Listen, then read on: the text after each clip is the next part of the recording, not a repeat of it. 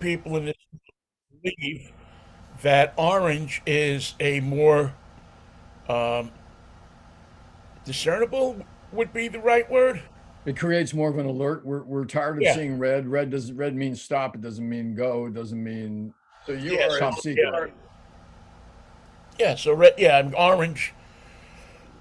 Many municipalities, especially back east, paint their fire trucks orange or like a lime green, I've seen the lime green. I've not seen orange. so that and school buses are always painted. Actually, the name of the color is National Chrome Yellow. Wow. Name for the But national name for the company that made the buses? National or is it I what? don't, you know what? I don't know. I think it's just. I think it refers to just that it's a national standard. That whether you buy that paint in and paint that bus in San Francisco or New York or Miami or Seattle or Okefenokee, that the color is going to be the same and be recognizable. The And trouble people with that know getting this, when you get your car painted in Okefenokee, a lot of the insects stick to it before it's dry. It's a yeah, that's terrible thing to see. It's an ugly look. The Florida thing.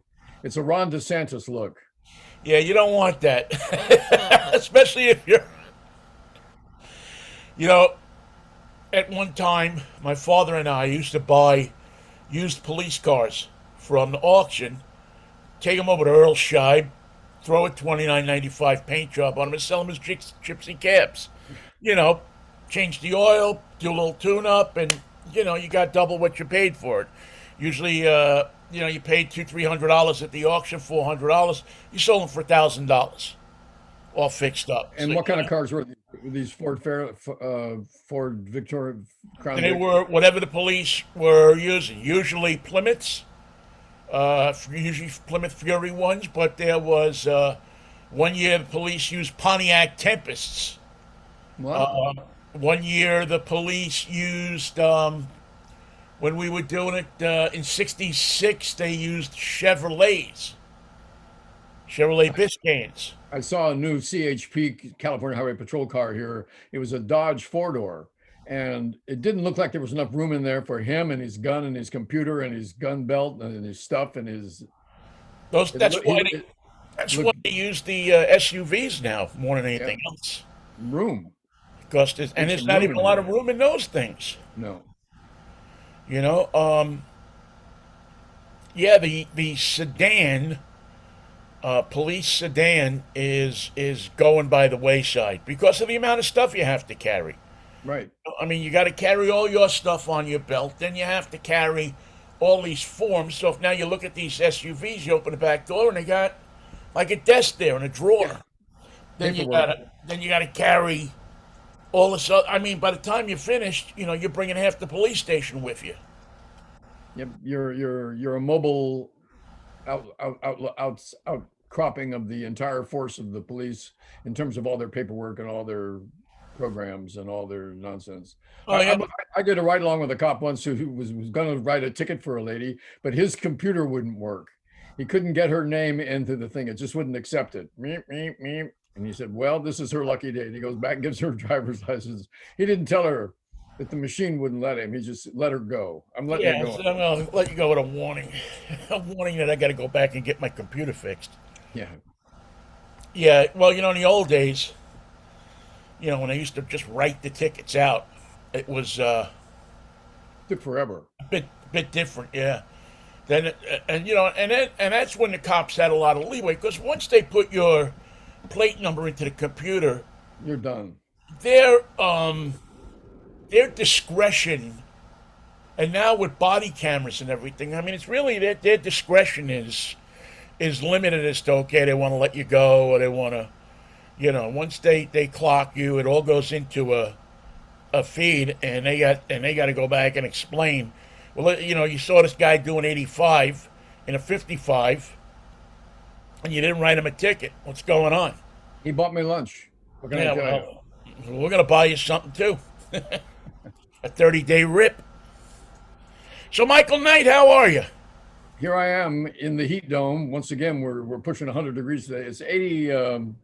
88 right now on our way to 99. So we're not going to make 100. We did yesterday. We went past 100. I don't know if you did as well. And I see you're wearing your absolutely top secret orange shirt. So you can tell me, Vinny, you can tell me the truth. You can tell me your secrets. You know, Mikey, I'm starting to think because I'm in trouble. It's a sweltering 62 degrees here. Sweltering 62. That's the name of my new band. Sweltering 62, expected to get to a high of 78 at 6 p.m. Not a bad, I think. That's late in the day, isn't it? Yeah. Late, you would be taking your after heat walk. Well, it'll get to 78 at 4 actually, and then it's supposed to stay there. From 4 to 6 at 78, and that's in Seattle. Edmonds might be a little bit different because we're in the convergence zone. There's only one thing in California that's not hot, and it's so cold that you can't touch it. It's like liquid hydrogen, and that's the San Francisco Giants, who have lost 7 in a row. Everything else in the state is hot, except my baseball team. That's all I'm going to say about it. Baseball over and out. Back to you. Let's go Mets. The June swoon has extended itself into September, huh? You don't want to know. Everybody has an off year. So I won't say to you that Darren Ruff helped. Well, yeah, I will, because he helped beat the Dodgers. Oh, did he? What did he do? He delivered a timely hit that drove in a couple of runs. And when you do that, you can beat the Dodgers and Clayton Kershaw. It's fascinating, and I know Darren Ruff would back me up on this, that the team with the most runs usually wins. So get those runs, ladies and gentlemen. They're worth a lot more in baseball than you might think. That's how you win the games. That's, now I can see. Yes, that's, I was wondering, I can't see anything. Yeah, that's the best way that baseball works. I mean, they've tried a couple of experiments with it ending in a tie, and it just, Oh, God, I want my money back. just doesn't feel right. Just doesn't feel right. In fact, can you demand your money back on those rain check tickets like you used to? I don't know, Mikey. I think they just give you another ticket. I guess, yeah, they give you another ticket. Because once they got the money, they're not giving it to you back. They'll offer you, oh, well, we'll give you $9.80 or $9.85. Listen to me, that's tax on the damn ticket. We'll give you $100 off for season tickets next year. Yeah, and I know a lot of people are angry that we didn't give Johnny LeMaster his last check, but we thought, what's he going to do? Take us to court? And he didn't, so we saved a year's salary, and money well spent. We bought bats and balls. Yeah, back in those days, you couldn't take Johnny LeMaster. Johnny LeMaster couldn't take the Giants to court, right? You had to go before, what was his name?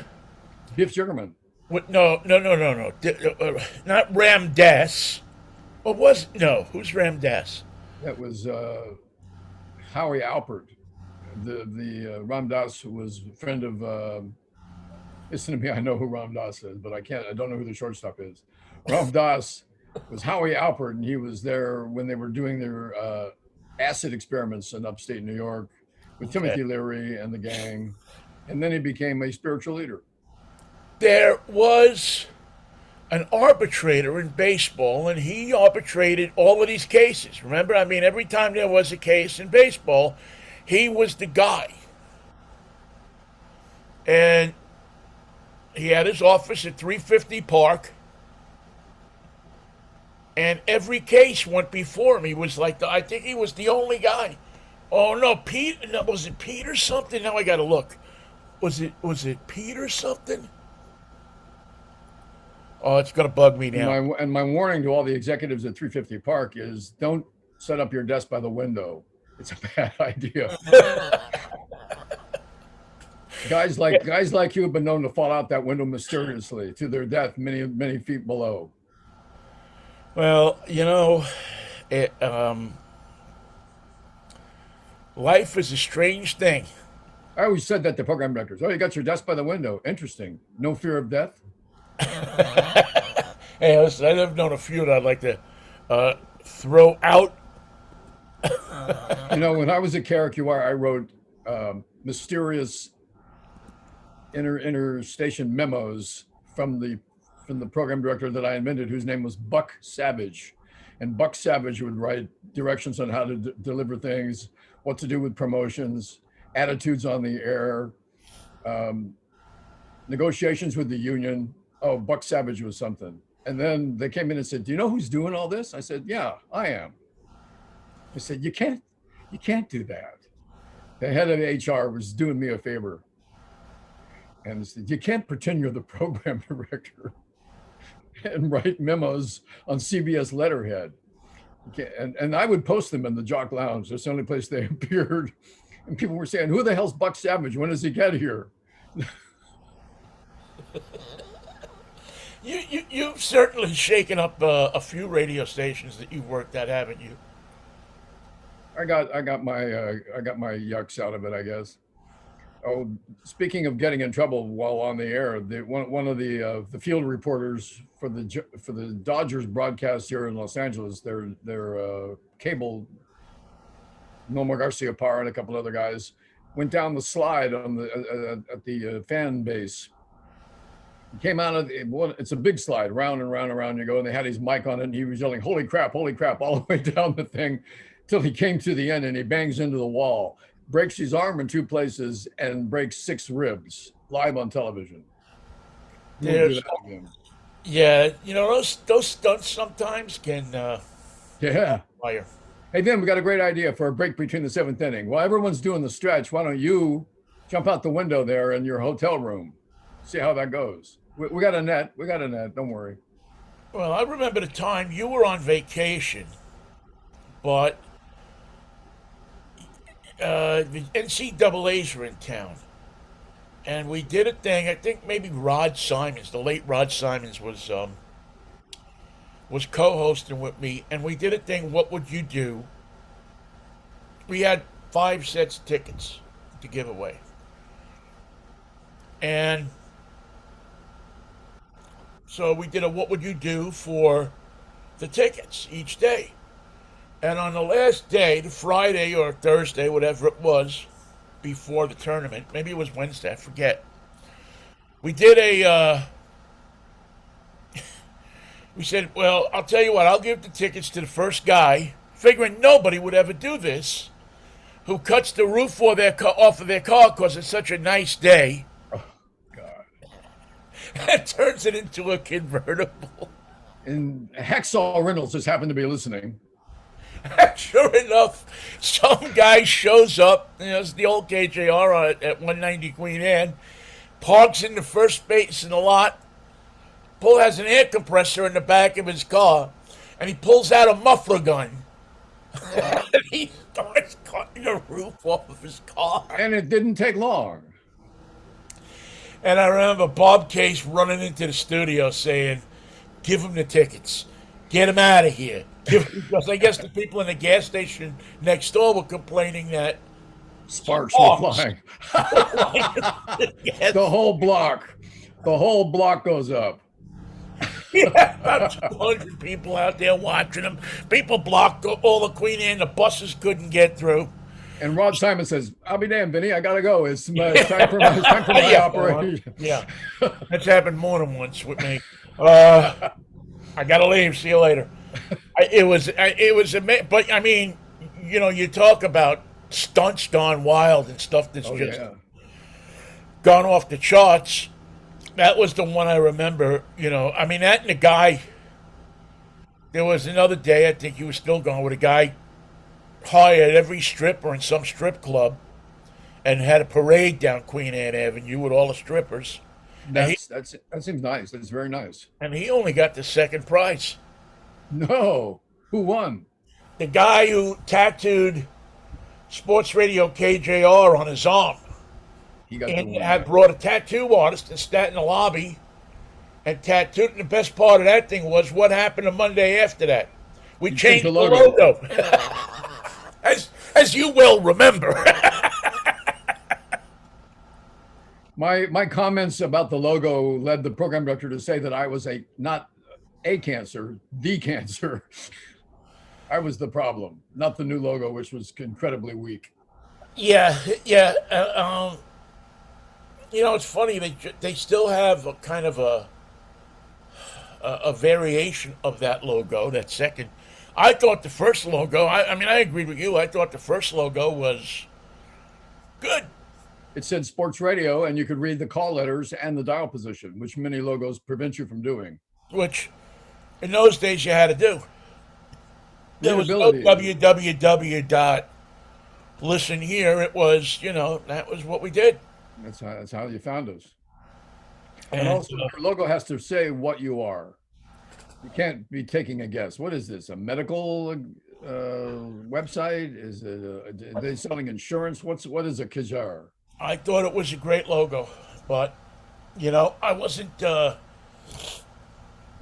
running the place at the time, or ever actually. Well, program directors and general managers like to put their own stamp on the product and find out what that stamp means. They actually go through with it and find out that what it meant was that we did something that was wrong. The image is weak. It was a mistake. And so every time you look at this logo, that's what I see, a mistake. No, but the old logo delivered people to us. Yeah. It was, in a time when, I mean, you have to remember, now sports radio is an accepted part of the landscape. I mean, it's how many AM stations have saved their bacon across this country. But back then, in 1991, when that logo was created in 1990, I forget when exactly. Calabro and everybody else that was there. I can't remember right. Rick Scott, maybe. Rick Scott, right? Thank you, Rick Scott, and not the guy that's the senator, but the other Rick Scott. No, the real Rick Scott. Created, an evening show, which a lot of AM stations had. A lot of music stations had a sports show in the evening to hang on to their male audience, and they drive home, and listen to the scores. Yeah, I mean, who was the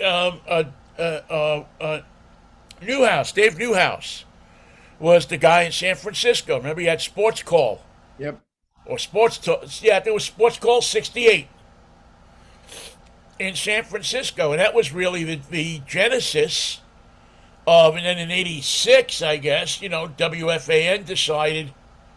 Or 87, I forget whatever it was, WFAN decided that Cousin Brucey and Howard Stern and rock and roll music had no future on AM radio, but people talking to each other and Donnie from Queens calling every day had some kind of future. Yep. And they were right.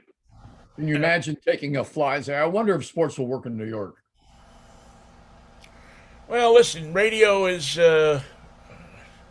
I mean, it had to work. I mean, you had such a tradition of people who had done sports talk in New York in various forms and configurations. The first guy that comes to my mind is a guy I listened to for years and years and years, Art Rust. And Art was on WABC. It was still a rock and roll station. But at 7 o'clock, they flipped it over to sports. Wow. And Art was on. Art was great, and he knew everything about sports. These guys in those days were like encyclopedias. I can think of an earlier time, and I had forgotten about this. But the Kroll Collier stations, KEWB, KFWB on the West Coast, did their own sports commentary. Cleve Herman's live line to the world of sports. Do you remember that? Cleve Herman wore a patch over one eye. He worked out of LA, and he would come on every day. And in LA, he would bash the Dodgers. And in San Francisco, he would bash the Giants. It was taped every day. Cleve Herman's live line to the world of sports. Dun, dun, dun, dun, dun, dun. What's wrong with the Dodgers? They left their game on the bus. It would go 60 seconds. And I'm Cleve Herman. I'll be back with more right after this word from Jimmy's Burritos.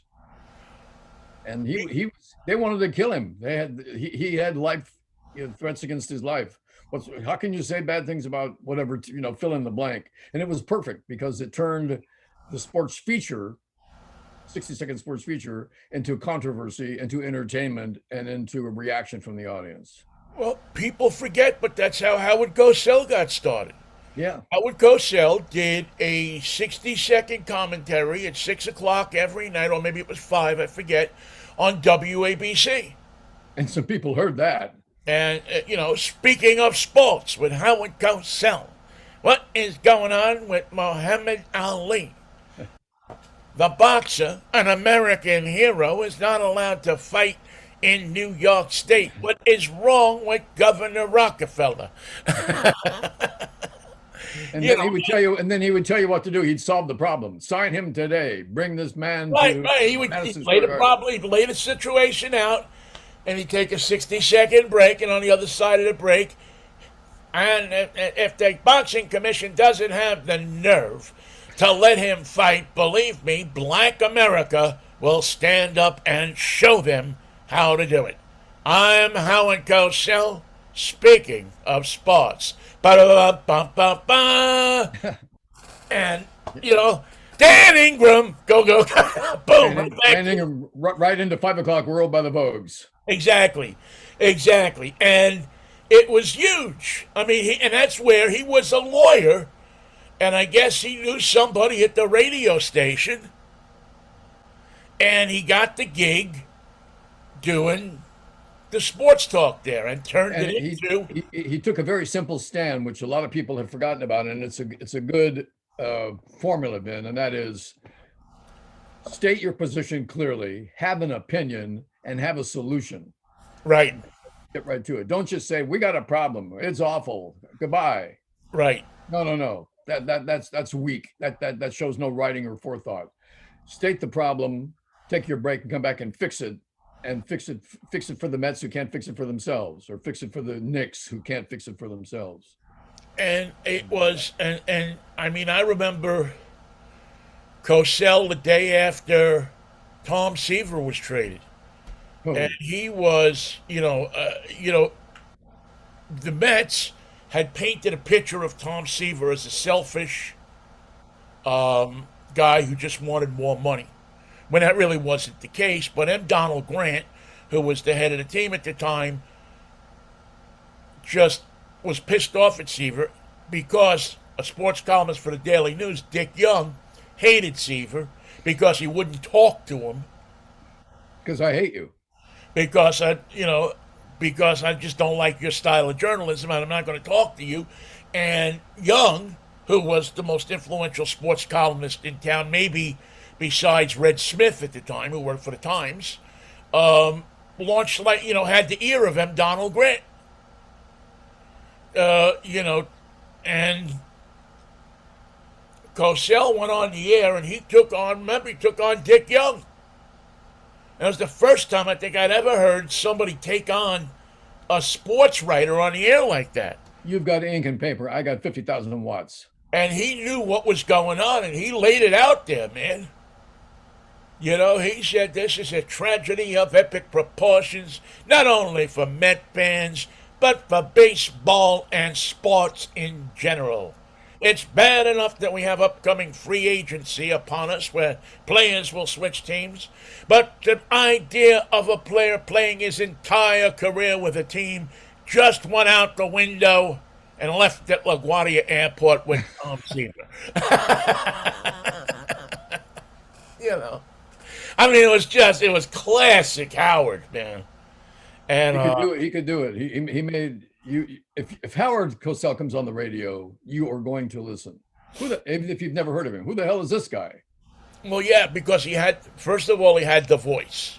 He had a distinctive one in 5 million voices. Right. He had a voice that jumped out of the speaker at you. No matter who you were or what you were, if you heard Howard, whether you loved him or you hated him, you still listened because you almost couldn't turn his voice off. And you needed to know what he was on about that day. Right. And so you go from there again to what you said, which I think is a great point about Howard. He didn't just tell you what was wrong. He told you what what he thought the solution was. Might not always been this. And that's maybe one of the biggest lessons I ever learned from Howard Cosell. In listening, even at that younger age, when I didn't know I was going to be in radio, but when I thought that this would be a very cool way to make a living, if you could do this, was not only present the problem and get people fired up, but what's the solution? How do you fix it? Anybody can tell you there's a hole in the wall. How many people can tell you what kind of plaster to use to plug up the hole and paint over it?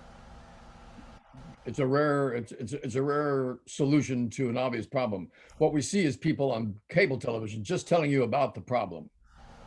Here's the problem. Here's the problem. Look at this. It's a bigger problem. Look, here's a picture of the problem. Look, here's what I think about the problem. How are you going to fix the problem? Oh, I'm not fixing anything. You fix it. It's amazing to me, just how sports radio has devolved. I'm not going to say it's evolved. I don't think it's evolved. It has no. It's devolved. It's gotten so much worse. And four guys in a room yelling at each other is not a format. Yeah, and you know what? I would rather hear. Now, maybe I'm in the minority here. And people would always say, well, you got that idiot caller from here and that idiot. But you know what? People listen for that idiot caller. Because that caller wasn't always an idiot. That caller had a difference of opinion of what you had. And that's where the appeal came from. Not from reading text on the air. Not from sitting there and saying to somebody, two buddies there talking about your date last night. I mean, a little of that was good. Well, but I think that the use of the phones, something that we did sometimes, is it's Tuesday, so we're going to talk about it on the phones. For the next hour, we're going to be talking about trying to focus those calls so there's one after the other, and you don't have to listen to Donnie from Queens as he rolls on about something. You say, Donnie, wonderful, your 30 seconds are up. We're going to Biff in Bellevue. Right. And move it right along. And then when you get a number of opinions like that, it becomes a very exciting element of the format, or it can. Well, Tom Lee said this, our program director at KJR. Your callers are like your records. Yeah. It's like your callers are like your records. I never forgot that anytime. And believe you me, if I figured out a way that we could do it, I would take callers on this show. Because oh yes. Because it really is. It's what let radio be something different. And you see it now in Facebook and in Twitter, but it's still a fairly one-way conversation. And you don't get the emotion. You don't get we used to have, I remember some of our callers. I don't agree with them all. But there was some crazy ass. The Sonic Cynic. Remember, the Sonics were winning every game they could. And the guy would call, they're never going to win. You know what? He was right. The Sonics, it really hurts me to say this because we had so much hope for them, but they were just a playoff team, and they couldn't get the personnel together to go beyond that. They had Sean, they had Gary, they had Detlef, they had a number of talented people. They needed one more. They needed one more or two more really consequential players. They needed 20 more points a game, and they didn't have it. Mikey, I disagree with that a bit. I think that they had the talent to win, but they had enough head cases on that team where the talent couldn't apply themselves. If you had a Charles Barkley or a Michael Jordan or somebody of that stature leading that team, they would have won 5 more games a season. Yes. And they would have won in the playoffs. But there you go. You have another player. You got another guy. You have another important player. They didn't have they had that type of player in Gary Payton, but something happened in the playoffs to Gary and to that team. All of a sudden you brought in Kendall Gill, and this guy could shoot the lights out of the ball. In the playoffs, he won flat. You had Michael Cage. He could shoot the lights out of the ball. He could muscle you in the low post. He had those big, great shoulders that could move. He could move people around without fouling them. But yet, in the playoffs, where was he? Well, we had big men, but we never had a traditional center. Right. And we held our cards in the offseason way too often. George Karl, the most important thing he ever said to me is, in the West, you must get better every year. Yeah. There's no standing pat. You can't come back with the same team. Nobody's doing it. Look at the Warriors. They've already made changes. Look at Boston. They made it to the playoffs. They had a great team. They've already made changes to get back to where they were, but be better this time. Yeah. Well, and that was something that was, I think the Sonics tried that, but it always seemed also that something bit the Sonics. Yep. It always seemed that there was the keg incident with Sean Kemp, where he was, with the Crown Royal and everything, and then there was the what was the other thing down in Phoenix with salt and pepper, and that whole deal, and there was the Kendall Gill thing, where he just shut down because George yelled at him. Because George said you can't play defense. Right, and then there was George. Well, if you come to the Sonics and are surprised that George Karl wants you to play defense, where the hell have you been? Yeah, you shouldn't have come to the Sonics. Where the hell have you been? And this goes not for him, but for anybody who plays for George Karl. If you can't play defense, you can't win. And as we've seen with the Warriors in recent years, when they dominate and when they go all the way and when they win, their defense is as much a factor as is shooting out the lights. Right. And the Sonics had that up until a certain point. But there was something, like you said, that clicked in the playoffs. That it just didn't. And, I forget, was it Cotton Fitzsimmons we had on once? Yeah, it might have been Cotton Fitzsimmons from Phoenix. And he outright said that George Karl will never win an NBA championship. And I remember we went ballistic about it. Oh my God, who the hell is this guy? And I said, but you know what? Again, he was right. George Karl had better success with Denver, actually, Yeah. than he did with Seattle. And when you broke that team up, when they finally changed everything and it changed George, you saw the weaknesses. And I tell you, I feel sorry. I don't feel sorry for Gary, because Gary won his championship in Miami, I believe. So he was there when they won it. But I feel sorry for guys like Hersey Hawkins. I feel sorry for guys like Detlef. Yes. I feel sorry for Sam Perkins. Guys that just never got there. Guys that were so close. It was so Well, close and so good. I was just thinking when you were talking about George, if I'm not mistaken, the impression that I got, Vinny, is that the ownership and the management had George at arm's length. He wasn't their coach. He was the coach. He wasn't their man. He wasn't beholden to him. He did not genuflect enough. He did not give credit enough. They treated him and kept him at arm's length, even though they should have given him the right players to win. Yeah, I think there's a lot of truth to that, and I think it's not just, again, I think it's a Seattle thing, Michael. I think it's because, you saw the same thing with Lou Piniella. One of the ways that you have to be successful here is you have to get a good coach, and you have to leave him alone. Let him, if he wants to take the credit, let him take the credit. You can't be in there saying, I did this, I did that, I'm the owner, It doesn't work like that up here. It doesn't work like that in most places. No. But you can't tell your coach to shut up. You can't send your manager a notice saying don't talk to the media about needing a hitter anymore.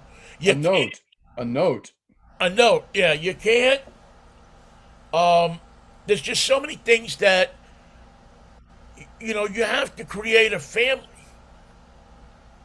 You have to create a cohesion when the general manager and the coach, or the general manager, or the president and the chief board guy don't like the coach, or they don't think they're getting enough credit. or they just, for the hell of it, don't like him saying to the press, I need more." Because of course, then the press runs to them. But you gotta, you gotta slough that stuff off. Yes. You gotta push that stuff aside. And just and say, okay, here's your team. What else do you need? I And need Aaron Judge. Yeah. yeah, and continually have a general manager who's out there looking for it. The And and listen, George. I'll go back to George for a second. You know, I love George. I think he gave me more insight into the game of basketball than any other human being on the face of the earth. But the whole Frank Brakowski deal, where was it? No, not Brakowski. Who was the big stiff that they got out of Washington that Sean refused to play with, didn't want to play with? Anyway, I'm blanking on his name now. I can't But think of his name either. yeah, George wanted him. He wanted him. He wanted him. He said, "This is the guy I need to get me over the top," and so He they went wanted out the and they big, got him. he wanted a big man for years. He wanted Yeah, the he legitimate want, center. he was the big guy, and then when George got him, the first thing he said, "Oh, I didn't bring him in." As soon as Ooh. Sean said he didn't like him, then George didn't like him. Well, the funny thing was, I don't know what the big heat was because the kid couldn't play. He didn't have the mobility of your grandmother out there. He was for the most part a stiff, and it was funny. And a nice guy, an innocent Yeah, guy. He wasn't, yeah, wasn't no, an idiot. I He remember just couldn't talking. Him move. and Scheffler had the same agent, and I remember talking to Scheffler about him. And Scheffler said to me, "Oh, you're gonna love this guy. He's the guy. He's gonna bring something to this team. He's gonna da da da. Everybody's gonna love playing with this guy." And for whatever reason, for whatever chemistry, and this is always where I say to guys that say, because there's a whole bunch of people that say, "Our team chemistry doesn't mean nothing." It means everything. It means everything. If you got one guy on one side of the locker room that doesn't like the guy on the other side of the locker room, it can bring you down faster Yeah. than you've ever seen. And And it never goes away. It's there every day. we've seen it time and time again. People show up to work, just like when you go to work. You don't like the guy you work next to. Are you as productive? Do you like going to work? No, you walk in pissed off, right? Well, athletes are the same way, and even worse because a lot of them are prima donnas. Yeah, not focused, just angry. Yeah, something, and so there comes a point where they shut down, and that's what you have. Um, Labor Day weekend, man. So how do they celebrate in Russia?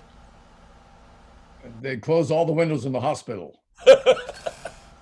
The president of Lukoil. I used to park my car in a Lukoil station. Don't do that. I had a friend that lived in the Bronx, and right on the corner of their house was a Lukoil station. You never want to park your car on the street in the Bronx if you can help it. Right. So I used to pull up. I would drive up from Pittsburgh. I would pull up, or I would come in from Seattle. My friend was sick and not doing too well. Eventually passed away. And I would made friends with the guy in the Lukoil station for $10. I could park my car in there and keep an eye on it. Because, I was always getting really nice cars I was getting a car in New York every couple of weeks to go back and visit. And it was a Lukoil station. I had no idea that it was Russia. I had no idea what the background of Lukoil was. I know that they took over all the Getty stations in New York.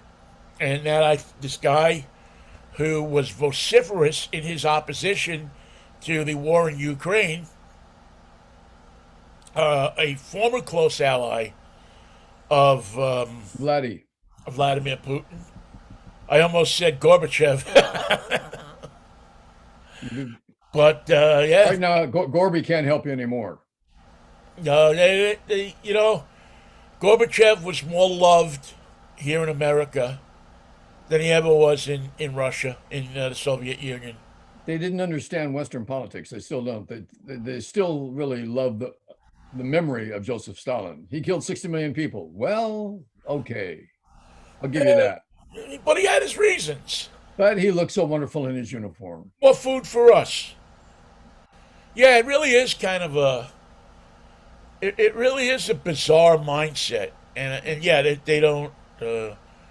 They just understand strength, the iron fist. You are stronger than I am. That's their attitude toward the world. Yeah, and well, you know what? We're starting to see that in America too, aren't we? But when there's an open window and an important executive near that open window, and you're in the hospital, lots of things can happen. And the message gets around, Mikey. The message gets to people. I mean, don't eat anything if you're invited over to Putin's house. Come Matter over. of fact, don't eat anything at all because you never know what's going to be in it. Yeah, just wander around. We're having light bites. Go on, graze as you wish. Drink. I'm not having any. I'm on a very strict diet. But go ahead, enjoy. No poisons, no radiation. I mean, The doctor said enough of that. No more of that, Vladimir. you know, it's Is your polonium stabilized? No, not really. It's kind of buzzing in the next room. and listen, you have people in this country that admire that. They look, especially the former president of the United States, looks at that and says, "That's the way you run a country.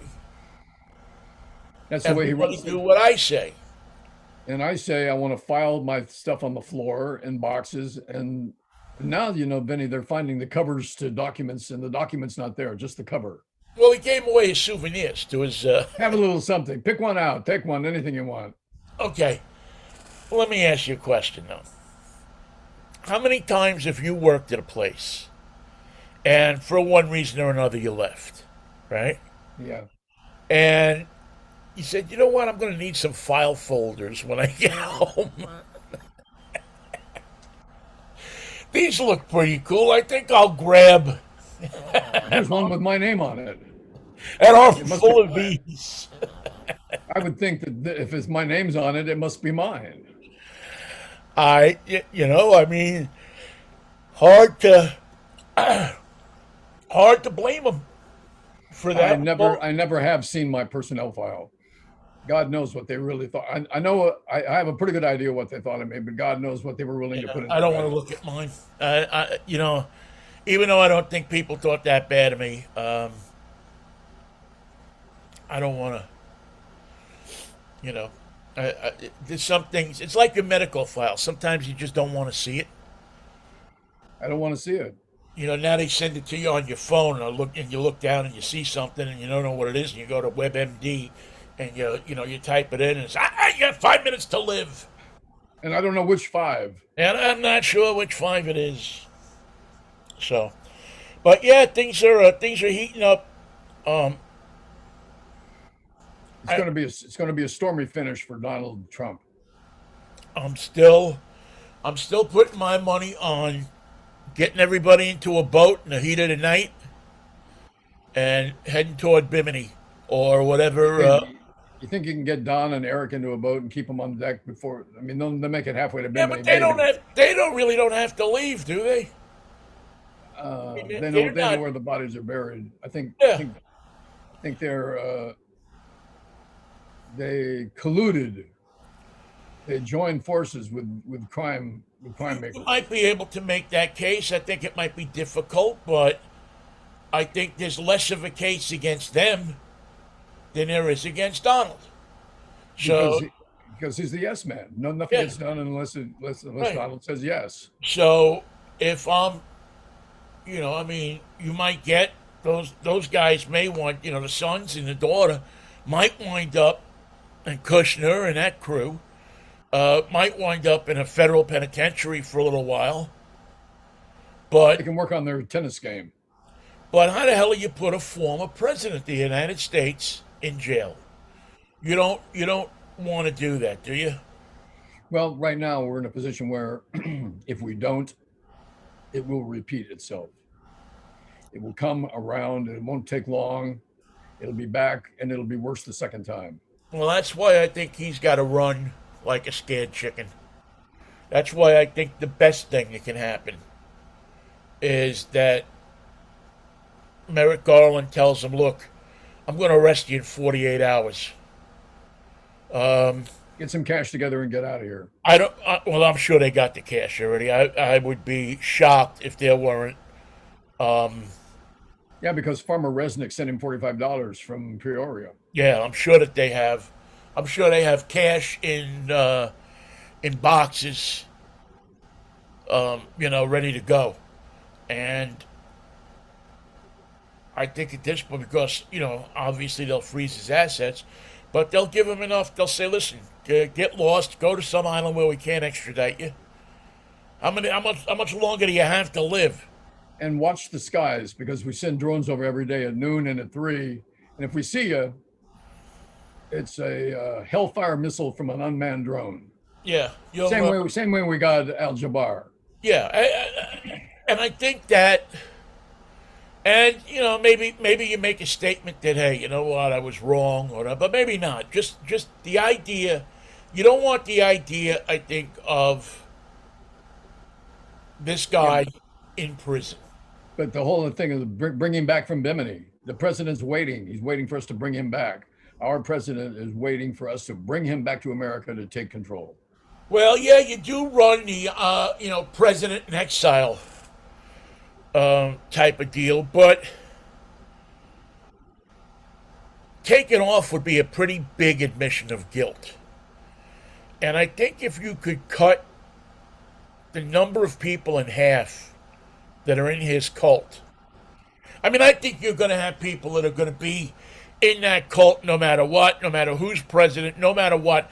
They are the people who watch just a little too much of The Apprentice. They got hooked. And they're hooked on, it's a cult of, it's not a political movement, it's a cult of personality. They True. would they'll be on the first cruise ship that goes to Bimini or wherever he winds up going to go down there and visit him and hand him money. He wants to go to the Virgin Islands, but that's part of our, because he misunderstands the naming of the place. Yeah, yeah. So, but that's a territory of the United States, so that would be an extra. Going there is not a getaway, okay? So don't go to the Virgin Islands. But it's, he's being investigated on so many different angles and so many different things that it's hard to see a good outcome for anybody, really. I mean, it's hard to see a good outcome for the United States. I watched the speech last night with Biden, and I watched the thing this morning. It's getting personal. Yeah, and I disagree with Biden. You can't go after you feed these people when you go after the MAGA Republicans. You feed them. But you can't hurt by naming them because they've crossed the line of sanity and they're never going to be part of the sane world again. Right, but what you do is you make it look like you're persecuting a whole class of people. Well, look, you can ask the English government how placating Hitler went for them. Didn't want to make him mad, didn't want to get it worse, and we'll only poke him in the eye, it'll get worse. Let him have one more country, and then we're going to really draw the line, and we might even mention his name. Yeah, Neville Chamberlain got that one wrong. Yeah. But he thought he was saving his country. That's how far afield he was. He thought he was saving his country from invasion. And maybe that is the right thing to call these people out and to ostracize them and to turn them into pariahs and make them a separate part of the country. The only thing that I worry about by doing that is, do you take such a large portion of the country and in essence give, I mean, if you read Twitter, I don't know if you read Twitter at all this morning, You know, Marjorie Soccer Mom there, and Lauren Two Guns Bobbitt there. You know, they're on. You know, just lighting up Biden from Well, everything. They're lighting him up from everything from what he said and how much he hates people and how much he's out to get the MAGA Republicans to the color of the stage well, because it was all red. I think you better get the MAGA Republicans. If you do not stop them, it will not stop on its own. It will never come to rest naturally. The forces of nature are at work. They're dark. They're negative. They can't be. They must be stopped. And it's up to the government to stop them. It's up to them to say. And the idea that this is going to create disruption in the society. Joe Biden said it good last night. We're used to the fact that things are no longer normal. We're not having a normal country. We're not having a Uh, normal transition of power. I'm These are not not used to normal it. times. Everything is not normal. Yeah. And there's only one reason for that. There's only one man behind the whole thing. And that man's got to go to jail. Yeah, I know what he's saying. I'm not used to it. I am. I feel like it's a horrible thing. It's a terrible thing. I feel like we're turning into easily turning into a third world country. We're turning into a country where you have to worry about going to the store. You're going to get killed. You have to worry about sitting in your own bedroom and somebody's going to fire a shot through. You have to worry about what you say. You have to worry about who you say it to. That caution, those rules, that danger that you feel that you're in is the result of only one political party that has done only one thing in the last 20 years, and that is make the United States a more dangerous, violent, vicious, and ugly place. It's a hateful gift that they wrap and when we unwrap every day, and it's courtesy of the GOP, and it cannot be understated that they are responsible for it. They brought it to bear. They endorse it. They underwrite it every day, and it's based on a lie that they're willing to tell to themselves and to you and to the rest of the cult each and every day to re-engage them in the struggle against the truth, against the government, against the rule of law, and against the law that we all have to live under. Donald Trump has broken the law. He is a criminal and has to be taken down. I agree with that. I agree with that. I agree with that. That something has to happen. You know, it's funny because you mentioned Neville Chamberlain, you mentioned Hitler and appeasing him, and I don't think in any shape, manner, or form we should appease Donald Trump or his MAGA people or anything like that. I think if you know, and the crap he came out with yesterday about pardoning people if he's elected president should What people? disqualify him from office immediately. He's doing exactly what they said you can't do in Georgia. What's the difference between Donald Trump offering January 6th people amnesty and giving somebody online in Georgia a pack of Twinkies and a Kool-Aid while they're waiting in line? What's the difference? One was an idea of Donald Trump, and the second was an idea of the Republican Party to prevent people from voting. There's no difference to me. Once you've done that, you've offered voters an incentive, an actual incentive to vote for you. No different than handing them a cup of coffee and a donut on a line. Just give me No a different fiver. whatsoever. Yeah. How come I've been voted Democratic all my life? I never so much as got a fiver. Where the hell is my dough? Where's the payoff? Well, the actual result is, if you want to see the payoff, take a look at the results in Kansas, take a look at the results in New York, take a look at the results in Alaska, take a look at the results of the people who've just recently, just this month, gone to the poll. They're angry. They don't like the GOP.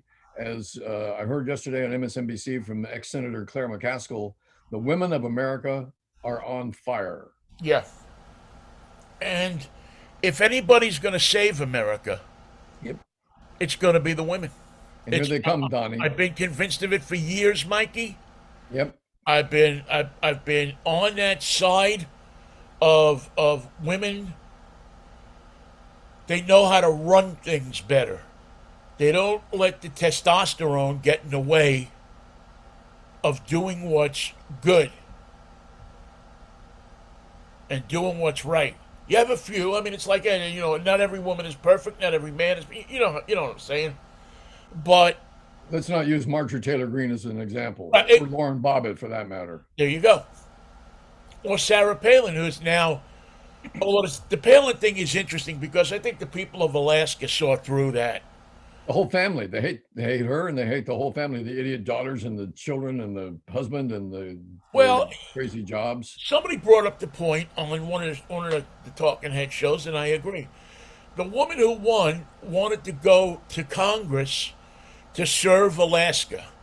That ain't gonna work. First Native Alaskan ever to, be elected to Congress, which kind of surprises me. But It does. It is a surprise. Sarah Palin wanted free tickets to Washington so she could espouse her whatever it is that she wants to espouse, her political ideology.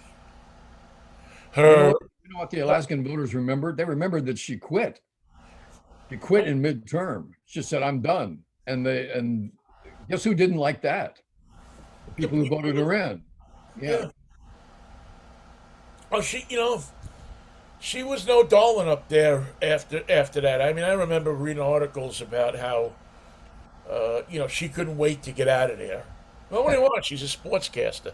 I mean, that's how she started her career, right?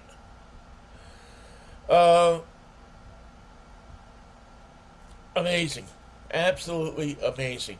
But Hey, Vinny, what? you're right that I think the women of this country, good God, they need to come to bear, just like African Americans needed to step up to rescue this country 2 years ago in November. Women, African Americans, not the high fiving white guys. No. Although you need Every woman in the nation of every color and of every ethnicity is in the same danger. Right, and if you want to preserve your rights and the rights of your daughters and their daughters and their daughters to control their own bodies, you need to vote Democratic and get this thing codified and get it. Listen, I'm not in favor of abortion personally, but that's me. You don't have a uterus. If you feel that that's something that you need to do, then that should be your right. That should be your freedom. James, Justice Alito, what's his first name? Biff Alito. Biff Alito, yeah. There's something that he's never heard of, and it's too bad because it's too late to explain it to him. It's called the Joseph Alito, yeah. Yeah. It's called the mama bear syndrome. If you come along and you see a baby bear, the mama's not far away, and you are in trouble. Do not underestimate the mother bear syndrome in every woman, about her children, about her family, about their personal safety. A man may think twice before getting into a fight. You ever seen women fight? They don't think twice. When it's down, it's done, and it's going to be fight to the death. I got you by the hair, and I'm going to kill you. And although Let me get ornery, man. The mother bear syndrome is real. And if you've ever had to face a mother bear, somebody else is going to have to tell the story because you're not going to be around to give me the details. Somebody that witnessed it from 50 yards down the road is going to have to tell me what they think happened because we're never going to get the facts from you. It's over in a hurry. And Alito has awakened the mother bear syndrome in the women of America. And that is a dangerous move to have made. He did it without thinking. He did it because he thought it was right. He did it because he's part of the cult. And he was wrong from step one to this final step. And now every election that we're going to have to deal with through the midterms and through 2024 is going to have that element to it, the mother bear syndrome. And when you remind women what the Republicans did to them, they won't forget. Like the mother bear never forgets. It was a massive miscalculation Yeah. on the part of the Republican Party. They never understood. Well, again, when you have a group of people that look at women as second-class citizens, when you look at people who consider women as sex objects and not much more, Possessions.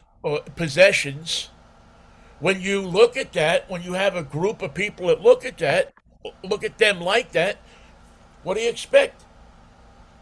These What are do you the expect when results. you have women that say, well, that's all just fine by me? But there's many more women in this world that don't think that way. Wake up, pals. It's the 21st century. We got a problem, Democrats and Republicans. You better figure it out. All right, before we go,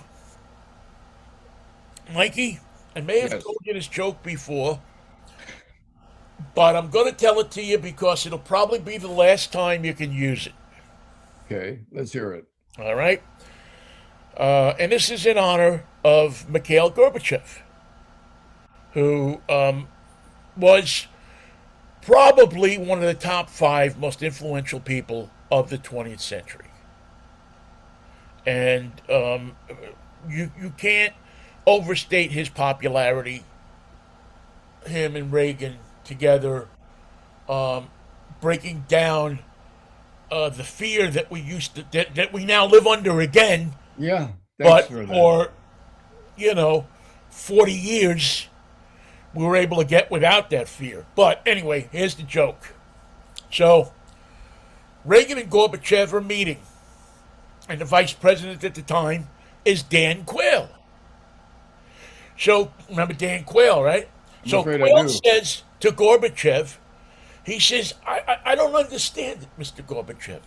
You're so popular in the United States. Everywhere you go, I mean, we go out, we need protection. You go out in your limousine and you open the window and people come up to you and they want your autograph, they want to touch you, they want to kiss you, they want to be in the presence of greatness. He says to him, how do you do it? What is it? Please tell me. We need to figure this out. So Gorbachev looks at him and he says, Daniel, Mr. Vice President, it's all up here. It's all up here. So Quayle says, thank you, Mr. President. So Quayle goes away. He comes back a day later and he's got this big spot on his head. I got mine to look like Lithuania, like yours. It looks like South Africa or whatever. South Korea. South Korea, whatever it is. But for those of you who may not know, Gorbachev had this pronounced birthmark on his forehead. And it was, always visible. It was, distinct. I mean, you could tell right away it was him and not him, but the imposters, not the imposters, but the people that imitated him, that was their. That was the thing. That's how That you was the knew thing. for new. Yeah. And Quayle thought that's what made him so popular. Dan Quayle, Right. oh my God. Now there's the joke. That's the joke and the punchline. Dan Quayle. Yeah. I put it to you and I leave it to you. Got a great show tomorrow for Drive Time. They have put me in this week, Mikey, and Lord knows why they did this, but they did. Put me in a Bronco Raptor. Whoa, a Bronco Raptor. It's part horse. Bronco Raptor. This is about as macho as it gets. I mean, it's really it's hard to describe how testosterone laden this vehicle is. It may be. Are we going to be sending him to join the war between Russia and our good friends in Lviv? Probably so. I'll tell you what, it would. It would do them good to have one or two with machine guns mounted on the back of them. Yeah, 50 cal. It's just it's an animal of a vehicle, What and color's yours? this one that I am driving is jet black with Woo-hoo. black wheels. You guys want it when you take it over to Dick's? I haven't taken it over to Dick's yet, but I already just driving it from where I picked it up yesterday up here. It had, you know, 25 guys in Jeeps going. Yeah. You Bronco immediately Raptor, the Bronco coolest Raptor. dude on the block. So that I'll be talking about that tomorrow. We're going to do a little history of the work truck because it is Labor Day weekend, and we got a couple of reviews, but and some other news. And I'm not sure, but I think we're going to be live out at Shoreline Cars and Coffee. Who made the first work truck? Who manufactured a truck? Well, Henry Ford. I mean, there were trucks before that, but when I say a work truck, I talk about a truck that is a smaller pickup truck type of truck that people use for, for personal use and for work. The guy with the plumber, the refrigerator guy, those kinds of trucks, and really that was invented by Henry Ford. You know what I miss? The 1953 Chevy panel truck. Man, I thought those were so cool. Every TV store had one, right? I love them. Yeah, those were great. What's the movie? Oh, it's Saboteur. Remember they're at the ship launching, and the saboteurs are inside of exactly one of those trucks, like a '48 Chevy. Yeah. And they got the stuff, and Bob Cummings comes along and figures out a way to derail them. It's like a truck, it's like a station wagon, but no windows on the side. That was the Chevy Suburban, which is still being made today. Yeah, amazing. Yeah, but they are amazing vehicles. My dad had a few of them, and I remember bouncing around in the back of that thing when I was a little kid, doing those seat belts. There was That's one living. seat, and that was it. And I think he bought it for $100 off of somebody, and used to use it to go to the junkyard and get parts in. And you'd just crouch down on the wheel well in the back and hold on to the wall. Hang on to the wall, you idiot. What do you Hang think on it's to the wall. You're going for a ride. Oh, let's stop and get hot dogs. Well, we'll tune in and listen to your show on trucks and all the events of the holiday, and I hope that your live broadcast goes well. Thank you, Michael. It's have a good Labor Day. You got anything special planned? Laying low, we had a scrape with COVID, but everybody's fine now. So it was a quick positive test after a wedding. Folks, it's still out there, I'm telling you.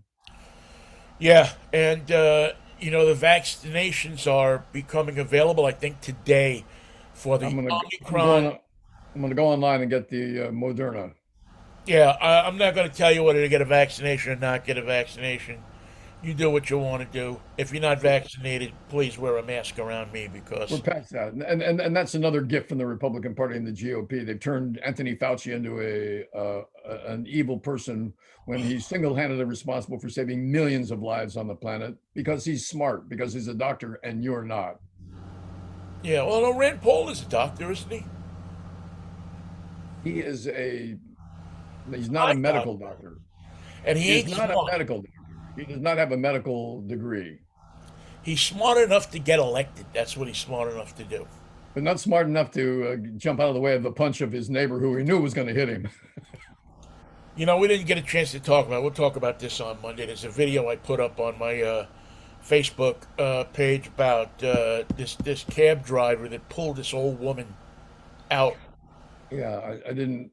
What Click on got it. into it. We'll talk about it. We're going to do a show Monday? Sure. Yeah, all right. Let's do a show Monday. We'll talk about that then. Have a good weekend, everybody. And if the Lord's willing, the creek don't rise, we'll see you here on Monday morning at 10:10. Practice this, really. Peace, love, and Manischewitz, baby. And keep your eye on the creek, because if you've been watching the news, it does rise from time to time. Yeah, except where it needs to. It rises in places that it doesn't need to, and can't seem to rise in the places it really does. We need water as Yosemite has 2 more fires. Somebody seems determined to burn down The whole state. the Mariposa Grove. I'll see you Monday, Vin. See you Monday, Mikey. Take care. Bye bye. Thank you all for listening, too.